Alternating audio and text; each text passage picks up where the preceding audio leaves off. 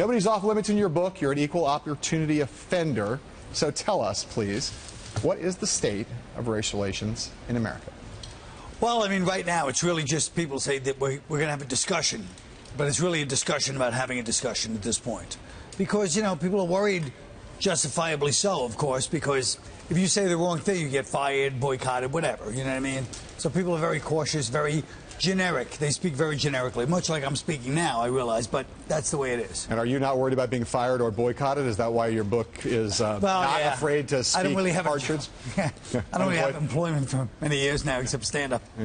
You can't get fired from that, or no, you can get boycotted, though. You can get boycotted, but that would probably help at this point. A lot of the way I sold, you'd be embarrassed for me. A lot of this book seems to be informed by your being raised in Brooklyn, which now Brooklyn is not nearly as racially diverse as it once was. I live in Williamsburg, which is like kind of like East Caucasia. But how does the Brooklyn of your childhood inform your view of race?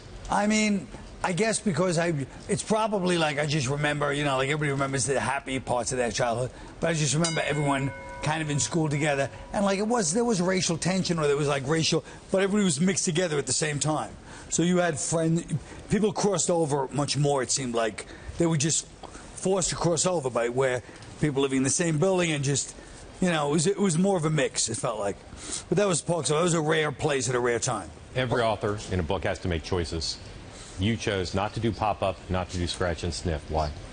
I actually, as much as you may be kidding, I wanted to make it a coloring book. I told them I want to do like a graphic novel. And the editor was just like dismissing me every time. He goes, just stop saying that.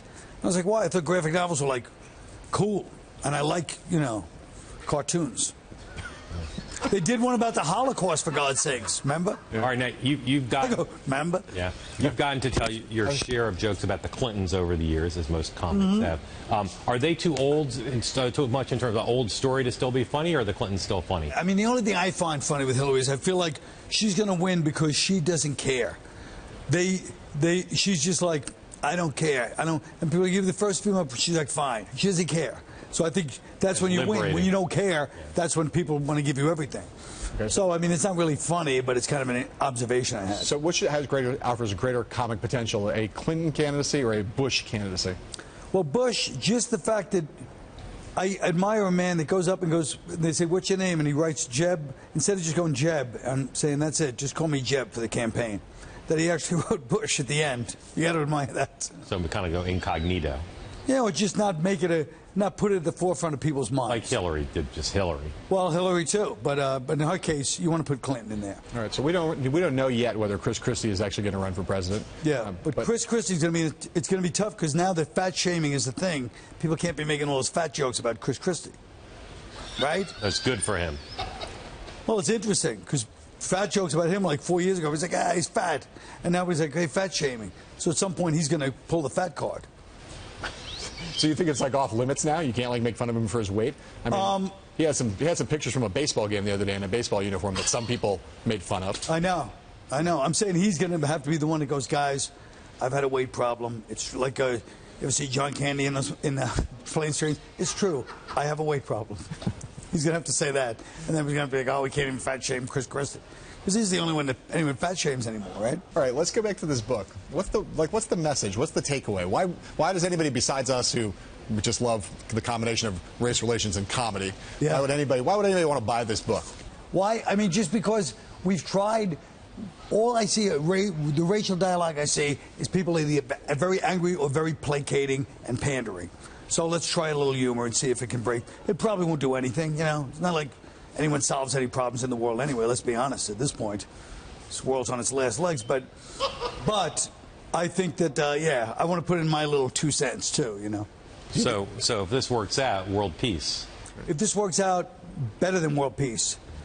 Dictator, you know.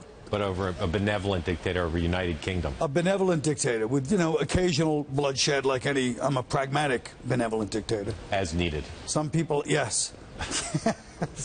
I like that. You got any other ideas for books? No, this is my first and last book.